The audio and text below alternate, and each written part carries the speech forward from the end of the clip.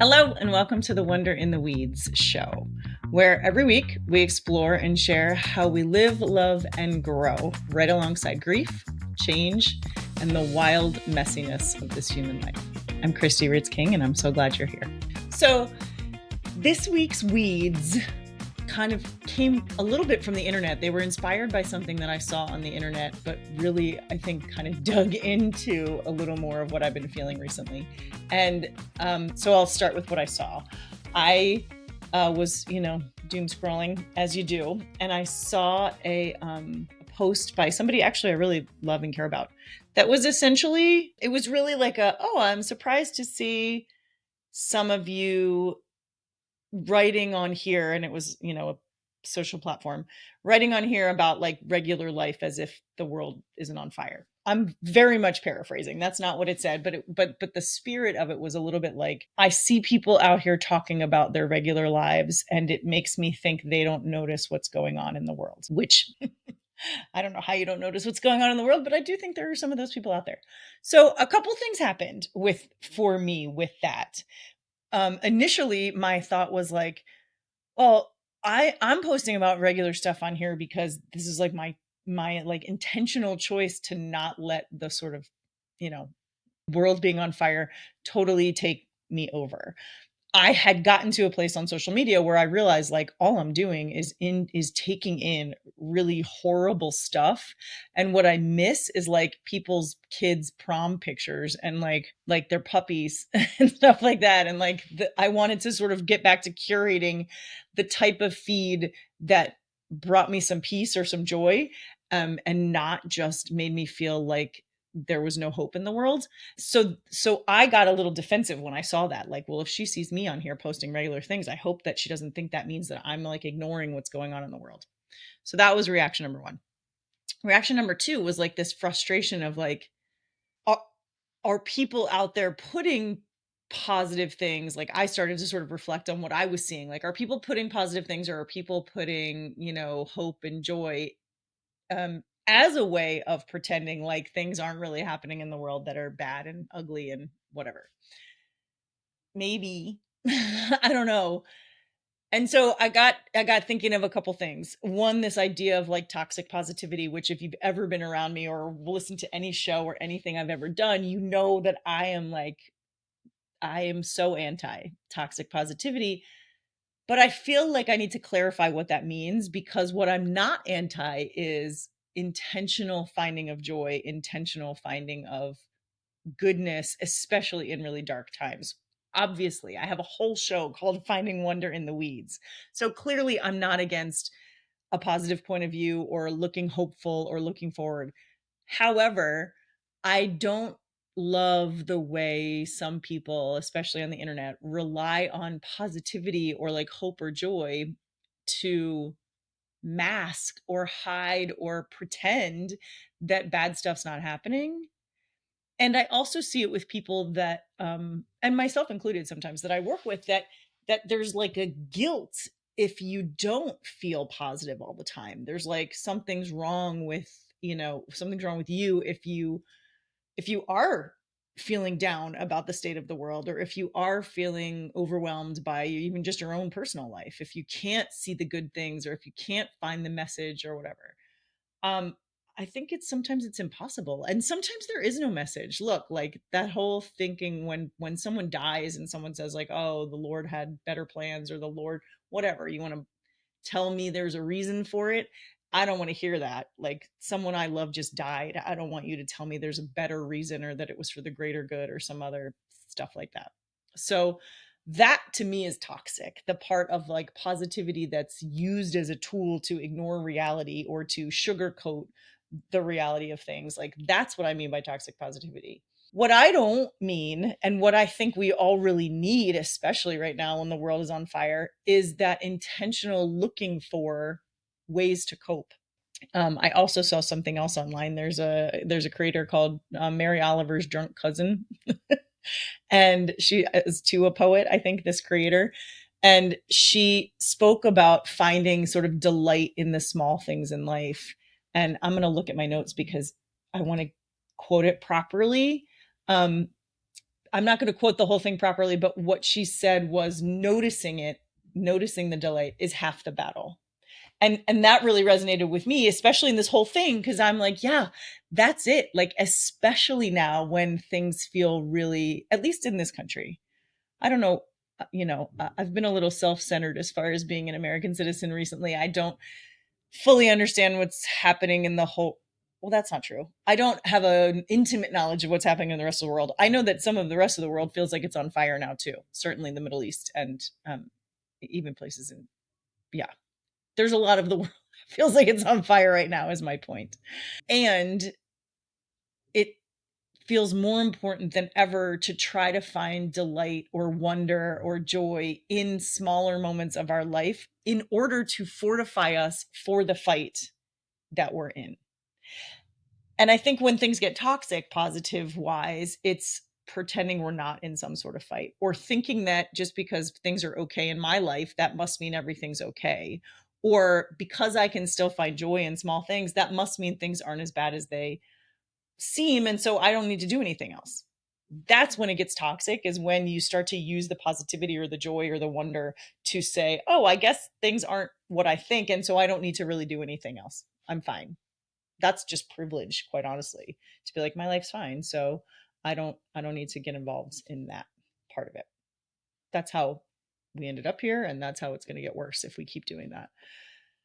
So that's not my point. But my point is, if you are in it, if you, like me, are finding yourself sort of overwhelmed by the like constant barrage of bad news, then it can be helpful to purposely, intentionally look for the delight and the wonder in our everyday stuff, or in the things we still get to do every once in a while, or even in the things that we're maybe losing or lost, to sort of reflect on the real value of those things, and use that joy and wonder and hope and delight to fortify yourself for the fight. At least that's what I'm doing. That's sort of the purpose of this whole show, is like, how are we getting through the day to day as activists and parents and humans in this world where it feels like things are heavy and we really need to be working hard towards something, even if it's just in our own homes. We're trying to raise kids in the modern world, and that can be heavy and hard. And so we need some sort of fortification and some sort of light to come in so that we can continue with the fight.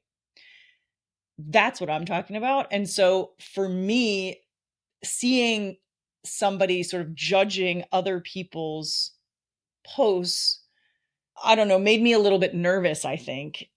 And I wanted to talk about, how are you doing this? How are you handling the joy, the regularity? How are you using social media? Maybe social media is the only place where you put happy, joyful things, and then you're sort of, doing the work in your own home or in your community or in your general area that's harder and heavier, and you just don't necessarily always share about that. I think this could be a whole topic of another show. I think this idea of like, how do we communicate in the world these days, and how do we use our social platforms, and how should we be using our social platforms, and who gets to decide that?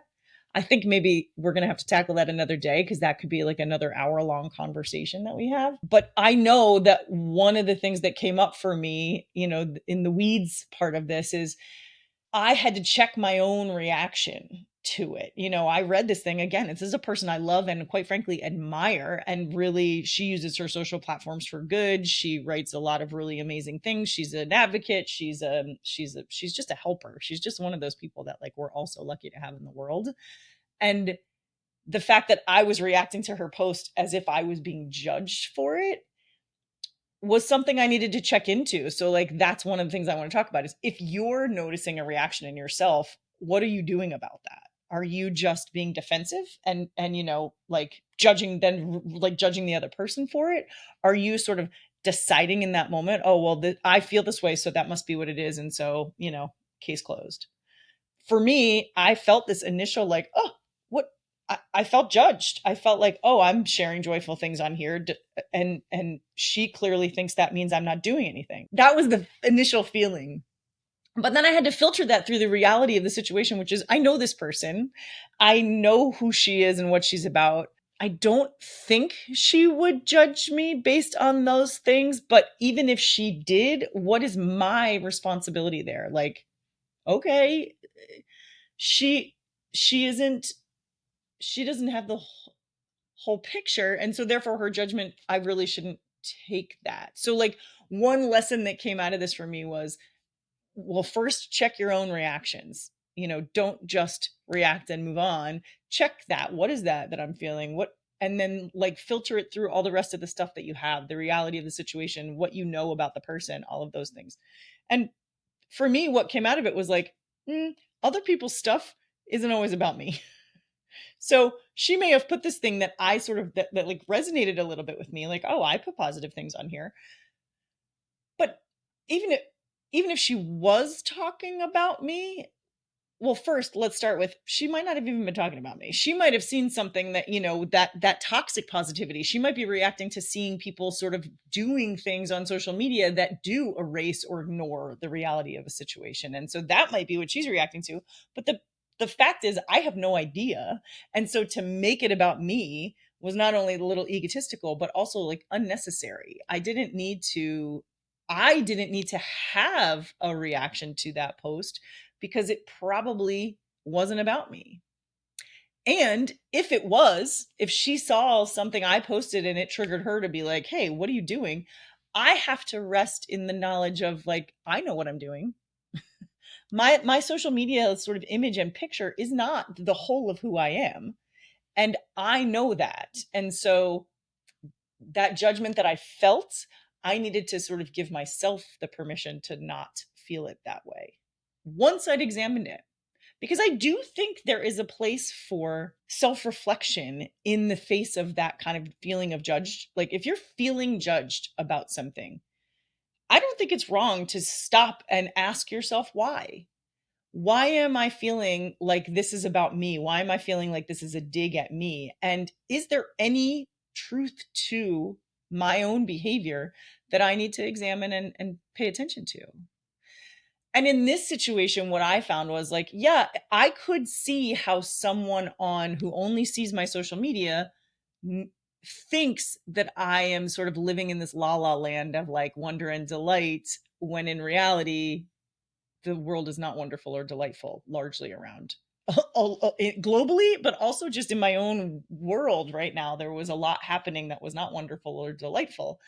And so what I chose for that was to sort of take that time intentionally to put wonder and delight out into the world for two reasons. One, for my own self, because I thought like I need some intentionality around finding delight in the world. As Mary Oliver's drunk cousin says, the finding it is half the battle. Looking for it is half the battle.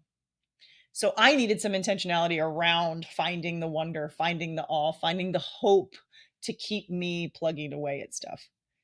And I thought, I'm not being helpful if I just keep sharing and perpetuating the stories of hate and crime and violence and all the other things that are terrible that are happening. I was sharing those videos. I was sharing the like reactions to things. I was sharing the anger. I was sharing all of those. Like, I was like, do you know this is happening? Like, that was originally my thing, was people must not know this is happening or they would be much more upset. That was sort of my thought on Instagram and Facebook and TikTok, was like, I got to share these terrible things because clearly people don't know they're happening, because they would be much more upset and out in the streets and angry about it. That was originally how I thought. And then I started to notice that doing all of that, sharing all of that, was just, I was like, oh, the world is ending and nothing can be done about it. Like, that's how I started to feel about it. So I flipped that and intentionally decided I'm only going to come on these platforms and share things that make people feel good. Because they're not coming to me for information. They're not coming to me for political stories. They're not coming to me for, uh, like the doom and gloom of it all. There's plenty of it out there and people can find it whenever they want. And what we have not enough of, I think, are people putting hope and joy and love out into the world to combat all of that other stuff. So I want you, when you're scrolling and you see 2 or 3 horrible things in a row, I would love if I pop up to be like, "Hey, you're doing great. Look at this dandelion growing up through this, the sidewalk cracks. There's hope, there's love, there's joy. Look at this video I saw of a parent doing something really amazing. Look at this puppy." Like, I'm just trying to be like, "Hey, there is beauty in the world." And part of the resistance, part of the fight is intentionally looking for the beauty that's still there and the humanity more than anything in each other. So I know that's what I'm doing, but it might not be obvious to other people. And so if they constantly see me saying wonderful, beautiful things and the beauty of humanity and the wonderful moments of parenting and the cute kids and the cute puppies, if that's all they see me sharing, they might be like, "Woof, Cristie really has her head in the sand. She really doesn't know that, like, people are jumping out of helicopters and ripping children out of their homes and, all of the horrors that are happening. She might not know that because she's putting all these lovely things. When in reality, I know probably too much about what's going on, and I'm trying to do what I can as an American citizen to fight that. And in order to keep up that fight, I have to have some joy and delight and wonder in my world, and I have to intentionally look for it. And that is what I'm sharing with everybody, is that joy and wonder and delight that still exists in our shared humanity, even though some days it doesn't feel like it. So that was, I know you're like, that was only one. So one was, check in with your reaction. Why are you feeling the way you're feeling? And then two, take the next step and sort of examine, like, should you be feeling this way? Should I feel guilty? Should I feel shame? Should I feel judged? No. But I also can understand why it might look that way to certain other people, but I know what I'm doing, how I'm doing it, and taking that information. So why am I reacting the way or how am I reacting? Noticing that reaction, and then looking at your own self, investigating your own self. Should I feel that way? Why might I feel that way? And what might I need to do about it? And then taking those, combining those, and then being realistic about what you can do or what you might feel, and also what you can do to help yourself feel okay and continue the fight and be energized and all of those things. So check in, same as always, I say, tune in, check in with yourself, like, oof, what is this thing I'm feeling? Why am I feeling it? Is it justified? Do I need to make a change? Do I need to do something differently? Or do I just need to sort of calm that trigger that, is from old stuff that isn't really based in the reality of right now for me? And then going forward, what can I do? So as we're all trying to fortify ourselves for the fight, maybe of our lives, maybe not. Some of you guys have been around longer than me and you've had this fight before. And some of you don't look like me and you fight this fight every day. So for those of us, this is kind of a new thing. This fighting for our rights, fighting for our freedoms, fighting for, fairness and equality in the world. What do we need to do to fortify to continue that fight? And how do we stay out of the sort of online-ness of it that can suck us into things that are really not about us and maybe not really worth our time either? Because I didn't need to argue with this person online. I didn't need to prove my point online. I didn't need to say to her, "Hey, not me." Like, those were all things that I wanted to do in the moment. Like, I love and respect this person and I want to, like, point out that she's not talking about me, but I don't need to do that. First of all, she doesn't have time for that. She doesn't need to be answering me. She doesn't need to be making me feel better about things that she might not have even intended I felt to begin with. And I didn't need to make it about me. I didn't need to make her post about me. I didn't need to get into the fray of it with her. And I know we're all feeling it. Might not be this post, but we're all having moments where we're seeing something somebody else puts and we are having a reaction to it. Good, bad, indifferent, heartbroken, whatever. We're all reacting to other people's stuff online these days. And I'm suggesting, rather than jump into the reaction, tune in to your own self and figure out, why am I feeling this way? What's justified about it? What do I need to pay attention to? And what do I need to release and let go? And then what do I need to do going forward? And her post doesn't have me like really changing what I'm doing going forward, but it did have me reflect on, oh, I could see how people would think I have my head in the sand because I'm only lately posting really good stuff, and they're not really hearing from me any other way because I'm recording these things, but you're not hearing them right away. And so, and on social, I'm doing what I do on social, and I had a newsletter that's kind of dormant right now. So like no one's hearing from me except on social.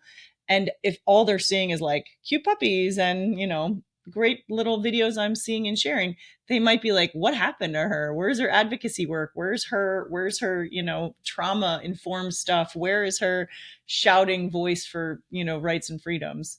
And it's still there. It's just, I understand why you think it might not be, because that's not the part of me that I'm putting out on social media. And I would suspect it's probably the same for a lot of you too, because there's some self-preservation in pulling back from the doom scrolling and the anger and the frustration and the like constant barrage of bad news that's on social.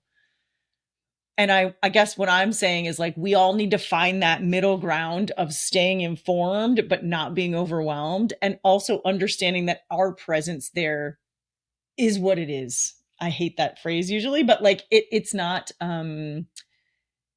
bigger than anybody else, and uh it's not abundantly clear to everybody either. It's a snapshot of who we are. And so maybe that looks a certain way to certain people, and sometimes there's nothing we can do about that, and other times it's just us having to understand that can be part of the battle. So this episode, this show was meant to be sort of, how do we manage our own emotions around what's happening in the world? How do we manage the growth, the grief, the discomfort of our lives, big or small, globally, or just because something happened to us personally? And sometimes both of those things are happening at the same time. For anybody going through any kind of personal trauma or crisis right now, when the world feels like it's constantly in crisis, that's double the weight of it all. And so this was meant to be a like, what's one way we can manage that? And for me, the sort of weeds of it all came up this week in feeling judged about the way I'm managing it.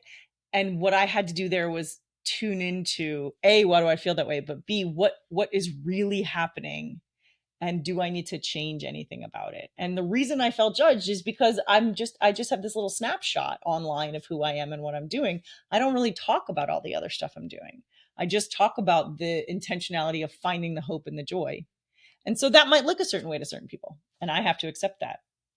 But I know what I am really doing and how involved I am and you know, what I can manage. And that for me is how I keep up the fight.